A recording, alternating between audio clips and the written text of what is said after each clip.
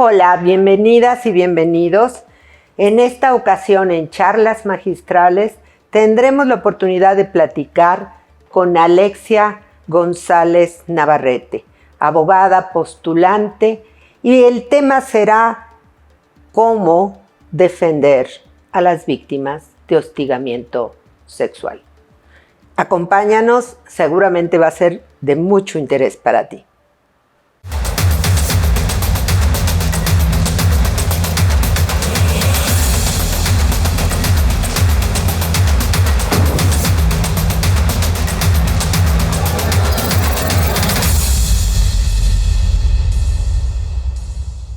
Un placer saludarlos.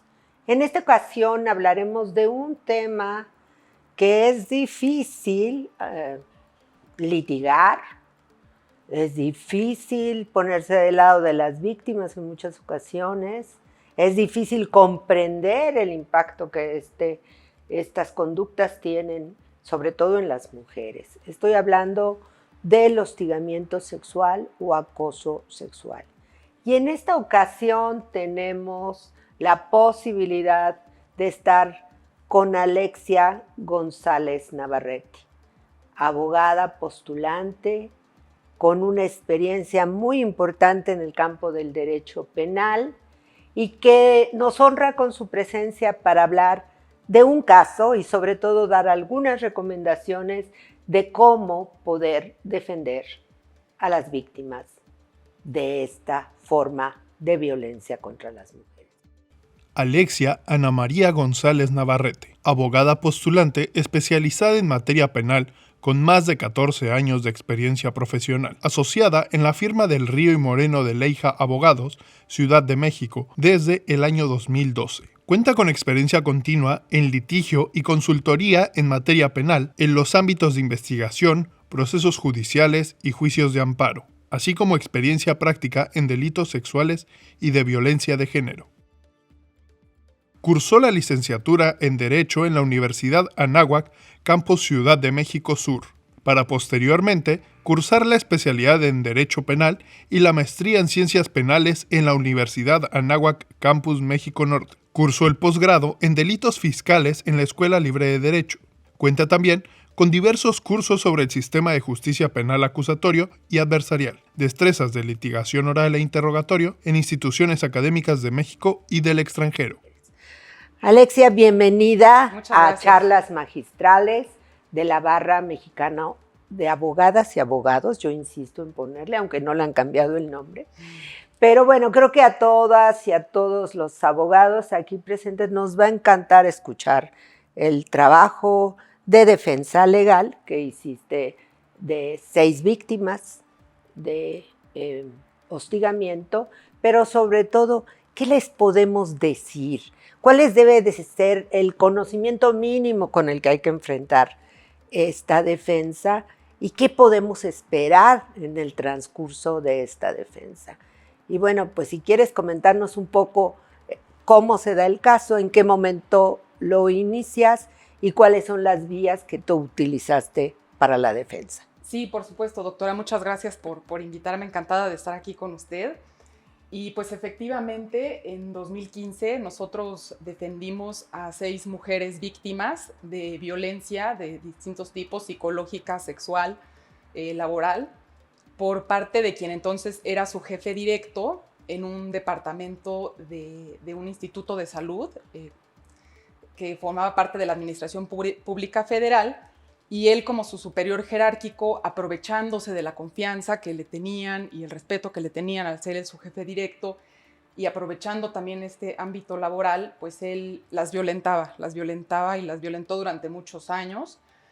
Él, como le digo, tanto psicológicamente como sexualmente, hasta pues ya llegar a temas de acoso y de abuso sexual muy graves.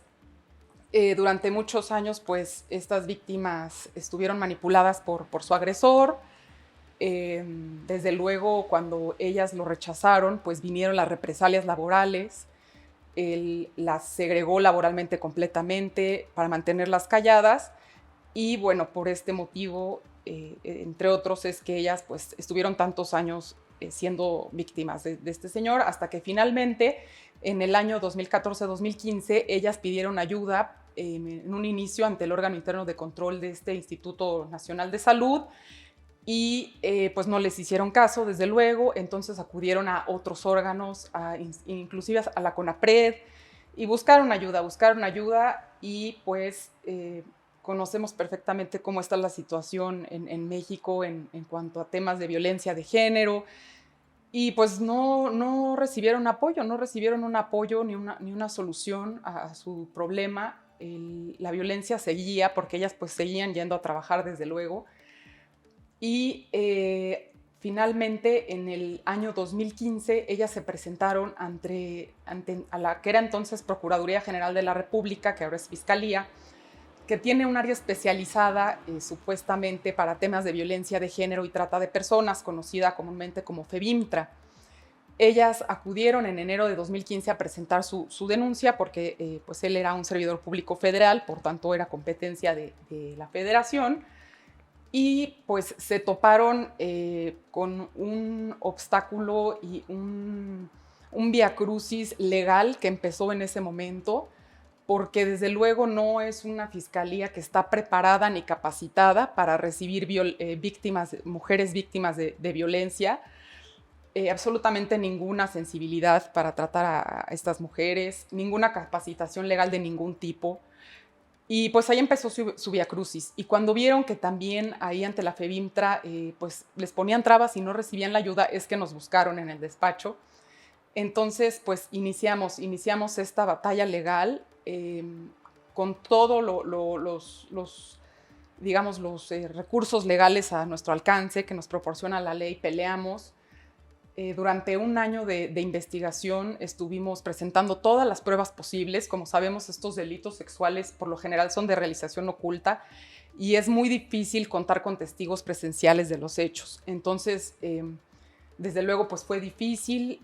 Inclusive obtuvimos dictámenes periciales por parte de peritos oficiales de la Procuraduría, en el sentido de que ellas sí habían resentido un daño derivado de los hechos que denunciaron.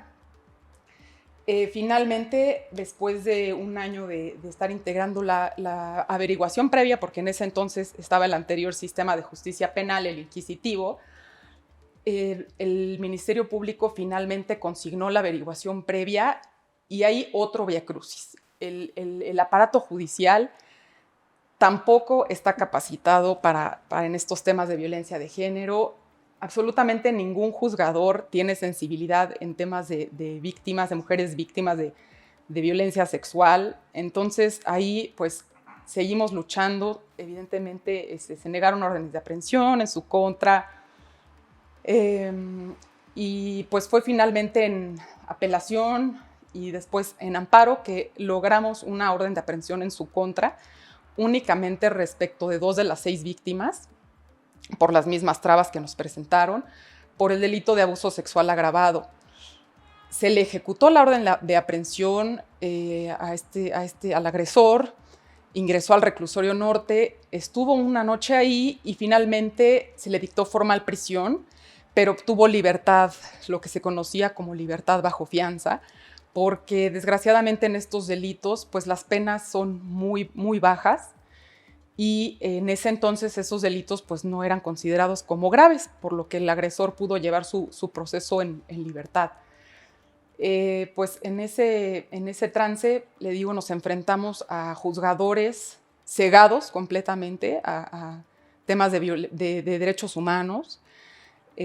No reconocen que la mujer está ante una situación de vulnerabilidad, específicamente en este caso porque ellas eran subordinadas de este señor.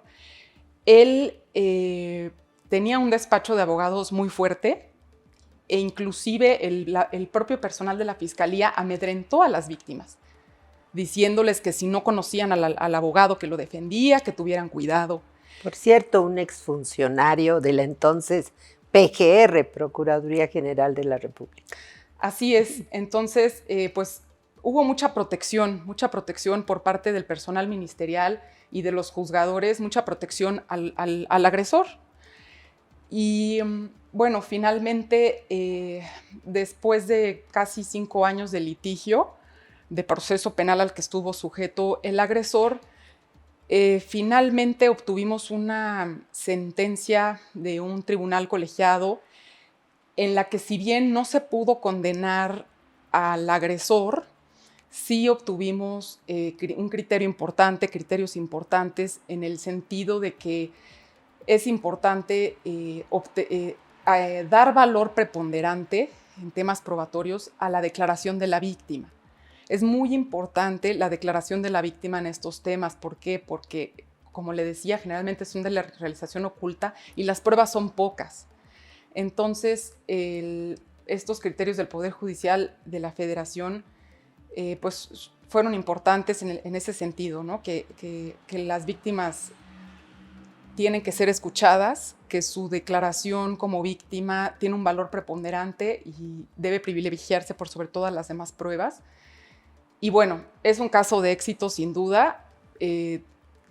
Desde luego logramos también su inhabilitación del servicio público por 10 años. Esa parte es algo que quisiera preguntarte. Alexia, yo creo que es importante que las y los abogados sepan que en casos de hostigamiento sexual o acoso sexual, como también existe en la Ley Federal de Trabajo y demás, puedan recurrir a la vía administrativa. Tratando de servidores públicos, pues tenemos obviamente la posibilidad de acudir a los órganos internos de control. Entonces, en este caso también se hizo y por ahí fue muy exitoso y entiendo que este es el primer caso que un tribunal administrativo falla y a favor de las víctimas, cosa que también hay que reconocerlo. Correcto, y al respecto es importante precisar que el hostigamiento sexual en el Código Penal Federal tiene una pena muy baja, ni siquiera de prisión, tiene una pena de multa y una inhabilitación posible del servidor público hasta por 1 año. Y afortunadamente las víctimas recurrieron también a presentar su queja formal ante el órgano interno de control de este Instituto de Salud, porque ahí, como usted bien dice, se logró la inhabilitación de este servidor público por 10 años. Esto ni siquiera se hubiera logrado en la materia penal, entonces desde luego que es un caso de éxito, pues esta persona ya no se encuentra en el ejercicio público violentando a más mujeres, lo cual me parece fenomenal. Y también, bueno, por eso es importante que denuncien en lo penal, que acudan desde luego también al órgano interno de control. Y también en este caso se acudió ante la Comisión Nacional de Derechos Humanos, logrando inclusive la emisión de una recomendación. La única que hay en la materia. Así es, la única que hay en la materia. Entonces, desde luego es un caso de éxito y pues es muy importante que las mujeres denuncien, porque su denuncia es la mejor arma que tienen para combatir la violencia en su contra. Y pues que los abogados y las abogadas en materia penal, sobre todo, nos preparemos en temas de violencia de género, en temas de derechos humanos, sensibilizarnos hacia las víctimas, dejar atrás todos esos prejuicios y no cuestionar a las víctimas, creerles es muy importante y pues para así poder enfrentar al sistema. Algo que yo siempre he señalado y que en este caso me pareció que es exactamente la fotografía de lo que sucede en toda la administración pública, esa enorme complicidad que empiezan a tener los agresores con todo su entorno, que hace que la violencia institucional hacia las mujeres que toman la decisión de denunciar sea brutal. En este caso fue brutal porque entiendo que cuando se conoce el caso en el despacho, ellas venían con una denuncia penal iniciadas contra ellas por el agresor, ¿no? Sí, así es. El agresor, desde luego, en el momento en que se empezaron a ventilar estas agresiones, inexplicablemente, gente cercana a él, inclusive mujeres, lo protegían. Empezaron a violentar en ese entorno laboral a las propias víctimas y ellas fueron víctimas entonces no solo de su agresor, sino del entorno laboral en el que se desempeñaron y al momento en que llegaron a la autoridad ministerial a denunciar, volvieron a ser víctimas del propio sistema y ahí las revictimizaron de una manera impresionante, protegiendo y como usted bien lo dice, una complicidad en proteger, las autoridades se empeñaron en proteger al agresor y pues sí, por esto es que muchas víctimas dejan sus denuncias y no quieren seguir y pues es importante que no desistan. Tocas el tema más importante. En el caso de hostigamiento sexual siempre existe la palabra lo provocó, ella lo provocó, o es una mentira, está mintiendo porque tiene coraje contra el jefe o tiene algún tipo de molestia contra un compañero de trabajo, o eso no es hostigamiento porque pues no, en realidad nada más le decía que estaba muy buena y que eso casi era un piropo, ¿no? Entonces, este tipo de cuestiones creo que es importante hablar porque yo recuerdo que varias de ellas, su nivel de afectación fue terrible. Incluso hablamos no solo de un impacto psicológico, sino psiquiátrico. Entonces, ¿qué pudiéramos recomendarle a las y los abogados? Porque muchas veces toman este asunto como que fuera muy sencillo, ¿no? Sí, desde luego no hay que tomarlo a la ligera, no es como otros asuntos en los que pues uno denuncia y ahí más o menos le vas dando seguimiento al asunto y vas practicando actos de investigación. No, aquí hay víctimas muy afectadas tanto psicológicamente como emocionalmente, físicamente, económicamente. Hay una afectación muy, muy profunda, entonces tiene que haber un acompañamiento integral. En este caso en particular, inclusive las víctimas efectivamente tuvieron que recurrir a tratamientos psiquiátricos y médicos derivados de la afectación que sufrieron. Y pues ello es parte también importante para que nosotros como abogados logremos una reparación del daño, porque eso es lo que merecen las víctimas. Efectivamente, ¿no? Se busca que se imponga una pena al que comete el delito, pero más allá de eso, yo creo en estos delitos es muy importante tener presentes como abogados que lo que debemos nosotros luchar es porque se logre y obtenga una reparación del daño a la que tienen derecho las víctimas. Pues me parece que es un tema importante, no resulta sencillo, ningún delito de violencia contra las mujeres resulta, pero creo que en este caso el hostigamiento es el menos comprendido, el que menos relevancia se le da, el que se piensa que no es tan importante. Y algo que llama la atención es cómo estos depredadores sexuales, porque me gustaría usar el término correcto, no era la primera vez que lo hacía. Yo recuerdo que cuando se planteó la posibilidad de testigos, incluso su anterior jefe, yo recuerdo claramente, un doctor muy prestigioso, muy prestigiado, terminó diciéndonos, pues, es que pues se lo había hecho en otros años, pero yo lo mandé a descansar sin goce de sueldo. Es decir, nuevamente, todas las víctimas que pasaron y algunas de ellas que pudieron testificar, pero obviamente su caso ya había prescrito, pero es un poco, ¿qué impresión te dio las víctimas? En algunos casos, muchas de ellas, pues era de mantener ese dolor sin saber que tenía futuro una nueva denuncia para ellas. Sí, es muy impresionante, es impresionante ver que las víctimas están completamente dañadas, lastimadas, porque además es una afectación y una violencia que vienen arrastrando de años. Y a pesar de pedir ayuda en varias ocasiones ante distintas dependencias, nunca obtuvieron ayuda. Entonces, para mí fue impresionante ver cómo ellas resistieron durante todo el proceso legal y desde luego había momentos en que pues querían, como se dice, tirar la toalla, pero sí es impresionante ver el nivel de afectación que tienen estas víctimas y desde luego que no es un tema menor, el hostigamiento sexual efectivamente parece aquí en México como si fuera algo menor y común. las penas son muy bajas, los criterios jurisprudenciales son casi nulos, las sentencias condenatorias en 15 años de litigio no he visto una sola, o me parece que una si acaso, y realmente es algo que es un tema que está olvidado, completamente olvidado, y la realidad es que está en todos lados.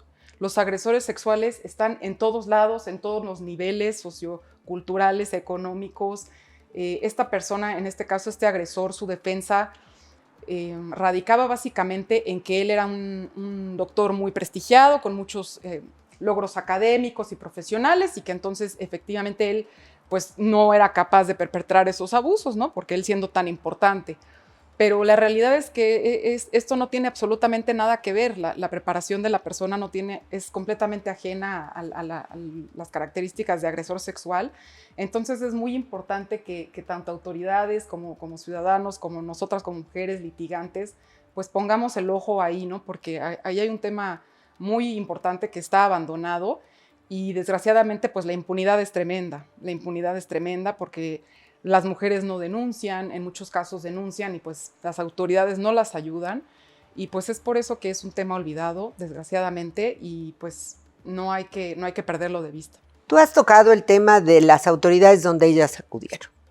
A mí me llama la atención a un comité contra el hostigamiento en salud, que les dijo que no era hostigamiento lo que vivían, a una FEBIMTRA, donde incluso la gente del Ministerio Público encargada les preguntó si ellas no querían con el doctor y por eso las fueron a denunciar. Nula respuesta de los peritos, incluso yo diría que mala fe de parte de algunos de ellos, amenazas como tú relatas directas, porque cómo se enfrentaban a un abogado tan importante como el que era el defensor del agresor. Yo creo que tenemos que ya olvidarnos de ese disque especialización e ir hacia nuevos espacios que realmente tengan personas que en verdad creen en los derechos humanos y en verdad creen en los derechos humanos de las mujeres. Y por qué no, yo he insistido mucho, juzgados especializados.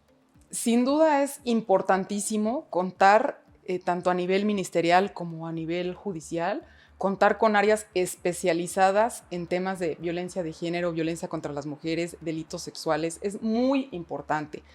Aquí lo que yo pude ver en este caso es que en la FEBIMTRA, pues ellos decían ser especializados en temas de violencia de género, pero la realidad es que el personal, tanto ministerial como policías de investigación, como peritos, absolutamente con ninguna capacitación al respecto, absolutamente ningún criterio, no conocen los instrumentos internacionales que hay en temas de derechos de la mujer a vivir una vida libre de violencia. Entonces, pues no tienen la sensibilidad ni el tacto para recibir a víctimas, para tratar estos asuntos. Y también en este caso en particular, la Procuraduría entonces General de la República tiene un grave problema porque rotan a su personal cada cierto tiempo. Entonces, llegan ministerios públicos cada 6 meses y posiblemente te va a tocar un ministerio público que viene de una fiscalía de delitos fiscales o financieros. ¿Qué vas a saber acerca de delitos de violencia de género? Absolutamente nada. Entonces, desde luego, es muy importante que haya una capacitación integral de todos los servidores públicos que son operadores del sistema, pues para tener mejores resultados. Y por último, ¿qué pasó en el despacho? ¿Hubo sensibilidad de los abogados con respecto a este tema? ¿Hubo cambios en el despacho cuando se atendió un caso de esta naturaleza? Sin duda hubo cambios. El despacho está integrado mayormente por hombres y desde luego, desde el primer momento que llegó el caso, yo fui muy proactiva en llevarlo y sí noté un cambio generalizado en los abogados hombres del despacho. Fueron mucho más empáticos, entendieron mucho más a las víctimas y dejaron atrás prejuicios de por qué no hay que cuestionar a las víctimas, juzgarlas, sino escucharlas y entenderlas. Pues muchas gracias, un verdadero placer tenerte y esperamos que esta charla magistral tenga un impacto que queremos en las y los abogados. Como ustedes habrán escuchado en esta charla magistral, la defensa En un caso de hostigamiento sexual no resulta un tema sencillo. Hay todavía mucha incomprensión del impacto que estas violencias tienen en la vida de las mujeres. Y las y los abogados tenemos que saber cómo enfrentar los obstáculos para poder lograr que se haga justicia. En este caso, el esfuerzo realizado por la defensa llevó en dos vías la siguiente, una administrativa y la otra penal. Es decir, recordemos que el hostigamiento sexual, cuando se da en el ámbito de la administración pública, podemos hacer uso del área administrativa. No perdamos esa oportunidad de lograr una reparación justa y un acceso a la justicia cuando defendemos a mujeres víctimas de esta espantosa conducta de violencia. No olviden seguirnos en redes sociales. Están ahí incluso los programas anteriores. Y por favor, accedan a ellos. Al final de cuentas, para las y los abogados, todo este trabajo es importante.